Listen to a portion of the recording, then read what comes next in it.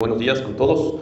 Es un honor poder estar aquí y sobre todo hablarles de uno de los temas, ambos, que me apasionan tanto como es la resincronización.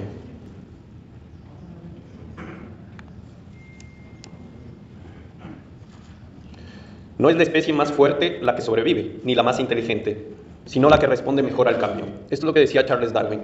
Mi nombre es Diego Egas y en los próximos minutos voy a estarles hablando sobre dos temas apasionantes. El uno es lo clásico, el otro es acerca de lo nuevo.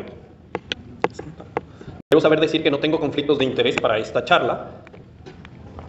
Y el día de hoy vamos a dar una vuelta alrededor de lo clásico y lo nuevo y luego vamos a hacer un remix entre ambos para poder ir adelante con las indicaciones que tenemos hoy por hoy. Pero antes un análisis que lo hizo un grande maestro, el doctor Raúl Garrillo, en uno de los cursos de resincronización, y él decía esto y que me parece totalmente coherente. Si nosotros aplicamos la definición clásica de falla cardíaca en palabras criollas, como se dice en mi pueblo, cuando el corazón no suple las necesidades del cuerpo, básicamente eso, y aplicamos las indicaciones de resincronización cardíaca de las guías, pues vamos a caer en esta epidemiología que nos dice que la tasa global de falla cardíaca es 2% de la población.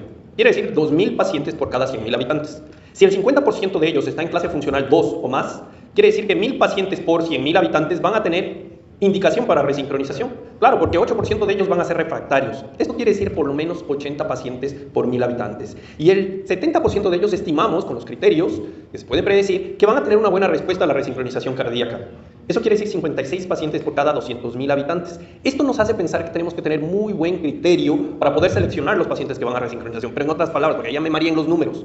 Si es que yo aplico eso a República Dominicana, con la población actual, quiere decir que cada uno de ustedes como electrofisiólogos debería estar por lo menos implantando por año 3.173 resincronizadores. Eso quiere decir 8.6 pacientes por día. Yo no sé si estamos teniendo esa tasa de implantes, pero si no, significa que algo está sucediendo aquí. Si nosotros hablamos de desincronía, que es un concepto de todos los días, pero que a veces nos olvidamos que la desincronía no solo está en lo auriculoventricular, en los bloqueos auriculoventriculares que indican marcapasos, sino también en esa desincronía que nos puede llevar a falla cardíaca, como es la desincronía interventricular e intraventricular, que es justamente lo que nos da esa apoptosis de célula por desarrollo miofibrilar, isquemia, microisquemia, y finalmente nos elimina esto que tanto nos hablaban en las fisiologías, las anatomías, que eran esas conexinas, esas uniones laxas entre las fibras miocárdicas que hacían conexión para que pase un ion de una célula a otra sin demora. Quiere decir, eran unos bypass rápidos. Esas conexinas se ven muy afectadas cuando nosotros tenemos efectivamente falla cardíaca. ¿Y por qué? Porque la desincronía no solo está en el atrio, los bloqueos intraarteriales, no solo es auriculoventricular, es justamente esta intraventricular la que prolonga la despolarización del QRS, lo que nos lleva a caída de la fracción de eyección, nos lleva a una desincronía que disminuye la perfusión miocárdica, aumenta el trabajo miocárdico, aumenta la desincronía ventricular y aumenta obviamente el desarrollo miofibrilar, llevando a muchas repercusiones. Y dentro de las repercusiones pues vamos a tener justamente lo que vemos acá. Por ejemplo, un QRS estrecho no suena natural, un QRS ancho no suena muy innatural. Y la despolarización se puede dar de igual forma tanto en estimulación cardíaca como en lo común.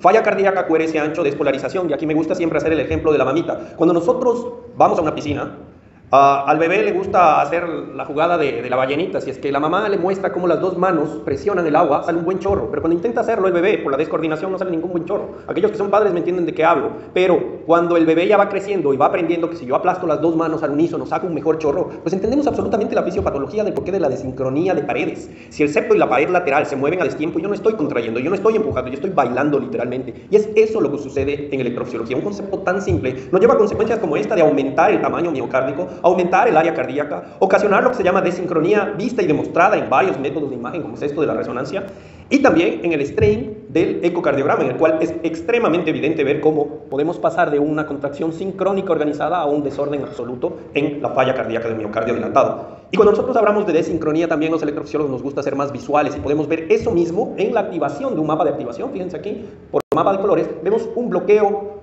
incompleto de rama izquierda versus un bloqueo completo de la rama izquierda, como despolariza muy tardíamente la pared lateral. Y el principio de la resincronización clásica viene de allí. Si es que yo estimulo justamente, le enseño al bebé a que aplaste las dos manos al unísono, aplasta esta y aplasta esta a la vez, pues voy a tener el principio de la resincronización clásica. Aplasto acá y el chorro que sale es mayor hacia la aorta. Pues efectivamente eso se ve en términos hemodinámicos, pero también en términos electrocardiográficos, llevando una contracción más sincrónica y por ende mejor para el paciente.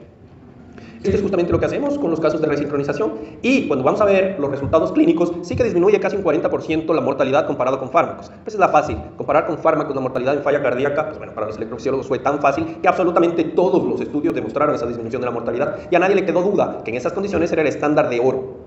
Ojo, es el estándar de oro, es la mejor herramienta que tenemos para disminuir mortalidad y aún así no lo indicamos. Pues algo está sucediendo allí.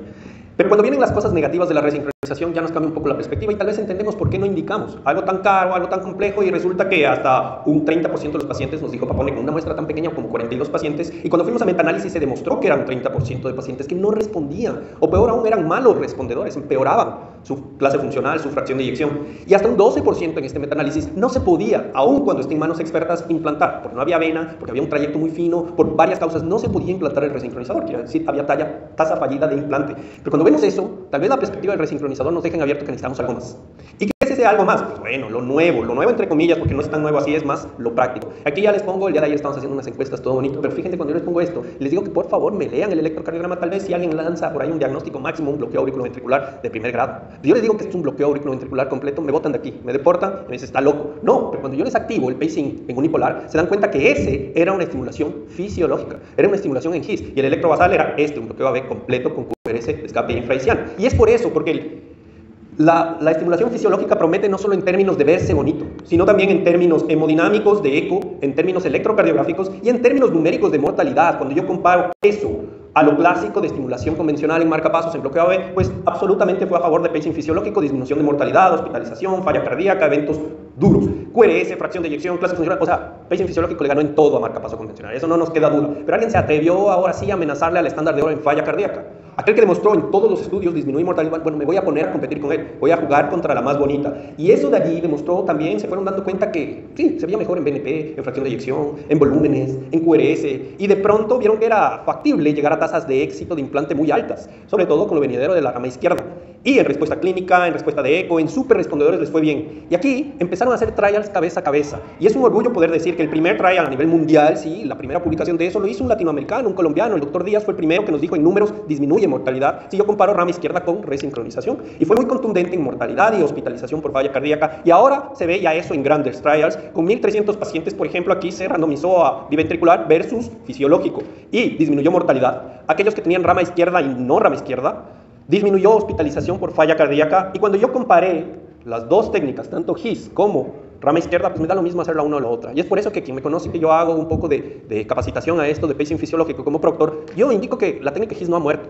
Al contrario, es un plus conocerla y se debe saber hacerla, porque me da lo mismo en términos hemodinámicos y a veces me salva la vida. Y fíjense, disminución de la mortalidad, pero también mejor en fracción de eyección, y la tasa de respondedores es mucho mejor con pacing fisiológico que con biventricular. O sea, nos fuimos a responder esa falencia que detectó Papone. No tenemos no respondedores, tenemos muchos mejores respondedores y la tasa de éxito de implante en manos expertas llega prácticamente al 100% de los pacientes. Pero como los electrofisiólogos, de manera general, los seres humanos no nos quedamos tranquilos, siempre queremos más, pues hacemos un remix de las cosas. ¿Qué tal yo, a la resincronización clásica de seno coronario, le pongo otro electrodo en ventrículo derecho, pero en vez de ponerle en punta, vamos a ponerle en sistema de conducción? Si le pongo en GIS, eso queda así de bonito y eso se llama Hot CRT, GIS optimizado.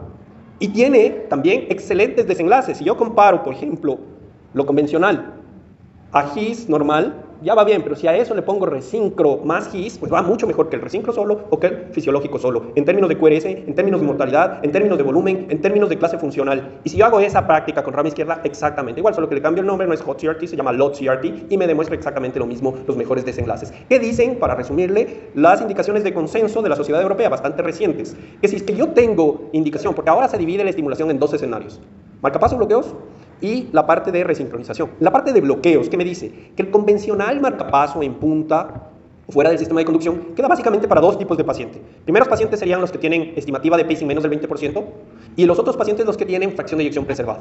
Todo el resto de escenarios va bien para pacing fisiológico. Y de hecho, en aquellos que son expertos en pacing fisiológico pueden indicar para todos sus pacientes. Eso es lo que nos dicen las nuevas guías. Pues, ¿qué mejor? Practicarlo. Y si es que el paciente empieza a caer en su fracción de eyección, la opción es biventricular o GIS. Y rama izquierda, o sea, fisiológico. Y si falla, tanto en implante como en seguimiento, la resincronización, pues la única opción sería optimizarlo con GIS y rama izquierda. Si es que es el escenario de resincronización, aquellos pacientes que tienen indicación para resincronización, de igual forma, pacing fisiológico puede entrar en todos, pero hay escenarios en los cuales necesitamos un poquito más de evidencia para poder hacer la afirmación de que es igual de bueno que la resincronización. Pero está bastante vigente. Y si todo falla en resincronización, GIS y rama izquierda es lo que deberíamos hacer. Eso es básicamente lo que nos van diciendo las recomendaciones. Esto es para llevar a casa, yo me llevo esos paisajes hermosos y el honor de haber podido estar aquí, pero ustedes llévense la idea de saber que pacing fisiológico son técnicas revolucionarias que ya han superado a marcapaso convencional y están superando a resincronización, que pacing fisiológico sincroniza con mejores resultados y sin limitaciones como lo tiene la resincronización, y que pacing fisiológico no es el futuro, ya es el presente de la estimulación cardíaca artificial. Muchísimas gracias.